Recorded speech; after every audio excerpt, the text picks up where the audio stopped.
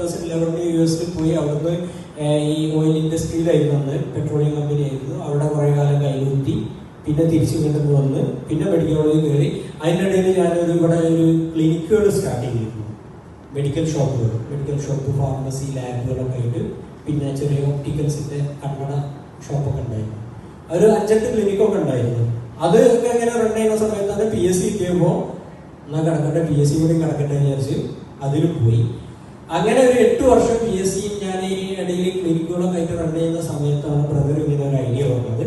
നമുക്ക് US ഒരു payment system, നമ്മളൊക്കെ വിചാരിക്കുന്ന പോലെ US പോയവരാരെങ്കിലും ഉണ്ടോ അമേരിക്കയില്, വെസ്റ്റേൺ കൺട്രികളില്?